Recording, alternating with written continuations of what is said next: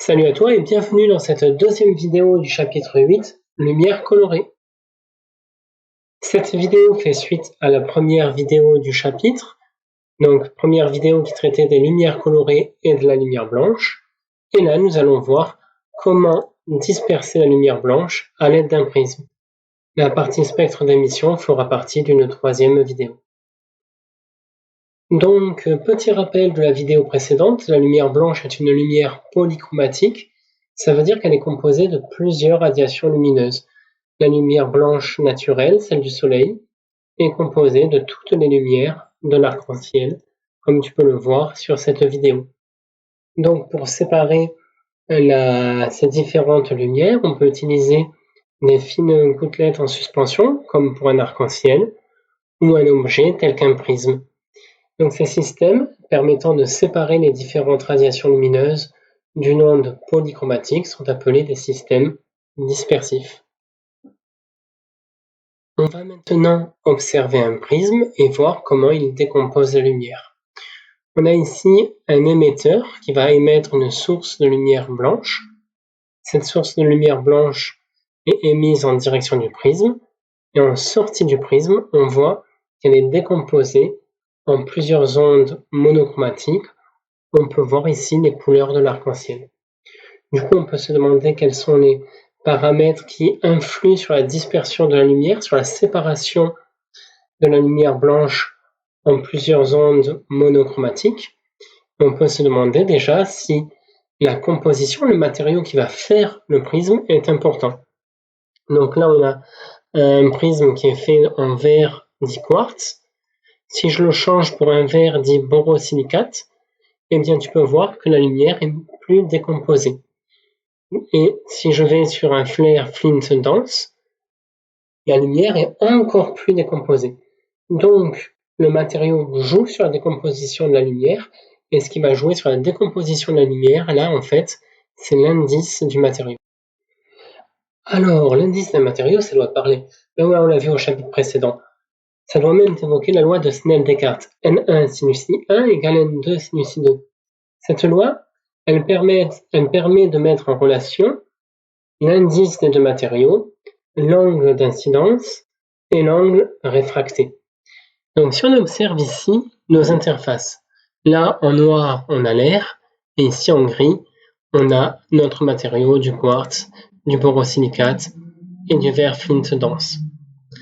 Les angles sont mesurés par rapport à la normale à la surface, donc c'est la droite qui est perpendiculaire à l'interface et qui va passer par ce point-là. Eh bien on observe là, si on observe l'angle incident, dans nos deux cas il ne bouge pas, ben, c'est normal, la source lumineuse n'a pas bougé, le prisme n'a pas bougé, il n'y a pas de raison que cet angle-là bouge. Par contre, cet angle ici avec la normale bouge. Par contre, l'angle là avec la normale, selon le matériau, l'indice change, donc l'angle réfracté va changer. Et on voit que cet angle réfracté a une influence sur la dispersion de la lumière. Et bien ça, on va le vérifier. Pour cela, on va utiliser des sources monochromatiques. Donc je te rappelle qu'une lumière monochromatique, c'est une lumière qui est composée que d'une seule longueur d'onde. C'est un laser. Donc là, je vais passer une couleur rouge à une couleur violette, en passant par toutes les couleurs de l'arc-en-ciel, sans faire varier l'angle incident, mais tu vas pouvoir voir que les angles réfractés ici et là vont changer. Et voilà, je fais varier la longueur d'onde et on observe que les angles réfractés varient. Qu'est-ce que ça veut dire ça? Eh bien ça veut dire que comme mon angle incident, c'est l'angle entre la lumière arrivante et le prisme par rapport à la normale à la surface, ne varie pas, je n'ai pas bougé la lumière, je n'ai pas bougé le prisme, ça veut dire que la seule chose qui varie c'est l'indice de réfraction et que, tiens-toi bien, cet indice de réfraction dépend de la longueur d'onde. Du coup, si on observe le schéma d'un prisme, on peut observer que les longueurs d'onde courtes, le violet, le bleu, sont plus déviées que les grandes longueurs d'onde tel que le rouge.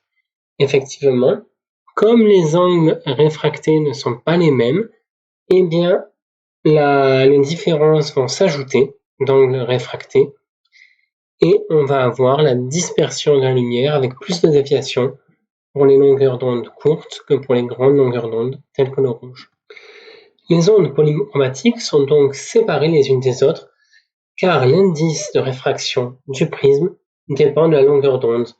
On n'a pas le même indice si on a une onde bleue, verte, rouge, jaune, violette. Voilà, du coup, ce qu'il faut retenir sur cette vidéo, c'est que la lumière blanche, c'est une lumière polychromatique, ça veut dire qu'elle est composée de plusieurs radiations lumineuses, toutes les couleurs de l'arc-en-ciel, et qu'on peut séparer ces ondes lumineuses à l'aide de systèmes dispersifs, tels qu'un prisme. Ce prisme va permettre de faire un dégradé de couleurs et va dévier plus les longueurs d'onde courtes, telles que le violet et le bleu, que les longueurs d'onde grandes, comme le rouge, et que ce système de séparation fonctionne grâce à la loi de Snell-Descartes, sachant que l'indice de réfraction dépend de la longueur d'onde. Merci d'avoir écouté cette vidéo.